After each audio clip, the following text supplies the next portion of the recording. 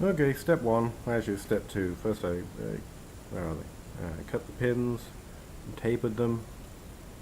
It takes seconds and you buy a lot cheaper stock if you taper them yourself.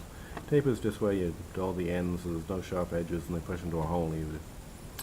Then I cover the knife. These aren't really tutorials, and just know that if they were, I'd be spending a hell of a lot more time telling you what you should do so you don't really hurt yourself, because some people have seriously cut tendons in their hands and their arms. Just be careful, and it's entirely possible, entirely necessary to cover the blade when you're doing anything on them, especially JK knives, because I know every knife maker is going to say this, but they really will cut you. They are sharp. Anyway, so what I do, I've just got several cardboard cutouts, so they're not firm on there, but I tighten them up regularly with new tape around them. Anyway, the other thing is I place them on the wood. Why don't I just place them along the spine of the wood there? That would save me some sanding or some cutting. Several reasons. One, you're never going to get it accurate enough. You're going to think you're right on the line, and then when you go to cut, you'll find you're just a little off and you've got this small ridge of metal sticking out. That sucks.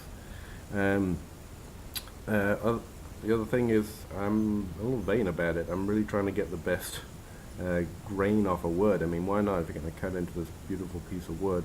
Notice I avoided this, like I told you in the other video, and there's also a small one here, so I decided to go up high. And also I just really like this grain right here, and I tried to capture as much of it as I could. And so that's why it's also at a funny angle and not just not at the edge.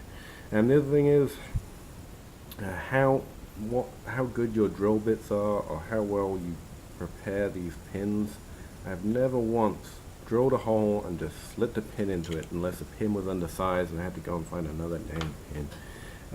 So what I have for that is I just got a file, 1/4 inch file, which fits mostly the 1/4 inch ones it happens to. Round file, where are you, round file? And yeah, and I just go through that. I used to sand these, not to laugh at myself, it's a perfectly understandable solution to it, till I figured out that it's more likely to be the hole I drilled than the pin size, which is machined to a high efficiency for most places you buy them from anyway. And so, yeah, it's also not just, it's not the wrong size, the drill bit's still good. I have pretty good drill bits at this point. But you've just got debris, and also the spiraling of the drill bit itself is just not smooth. And so you just put a round file in there and go about it for a few seconds, and they actually normally just slip right in after that. When I'm just doing the holes, I just get them in there, and that's also a help with tapering, just to hold it so I can drill the second one, and then I know these pin holes are going to be in the exact right place because they already are, right? The other thing to note here, I have a few ways around this, but just in case. When I move to the second scale here, I'm going to make sure that the wood isn't any further up or down the knife than it is here. And what I actually do is I give myself a leeway to get that wrong. I'm actually going to sand these ends after all of this, so I can do them together by joining them together, and that way they're the same on both sides.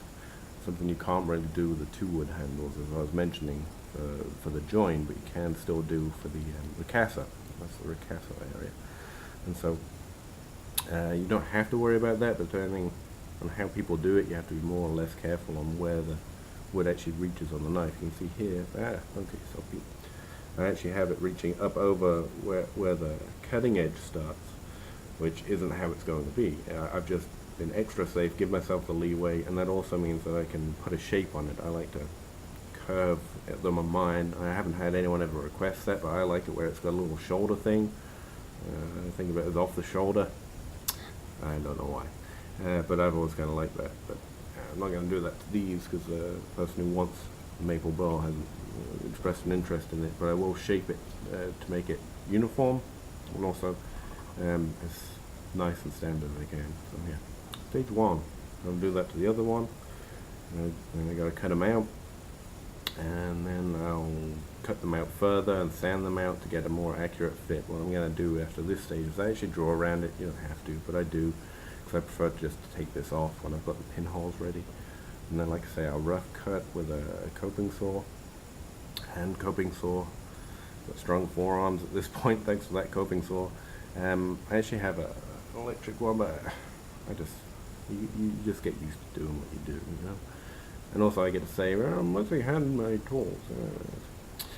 Also, if you have noticed, kind of made this standard with John, this steepling, this finish. I really like it, especially when I start to get the patina. This really comes out well. Go look at more pictures of JK knives or HK knives if you want to see what it looks like as it goes. But also, as you're making the handle, like with anything you're going to eventually stick as well as pin together, this all provides more surface, more context, I like to think. Try to make the handle as secure as possible. Also, it just looks cool. Alright, next.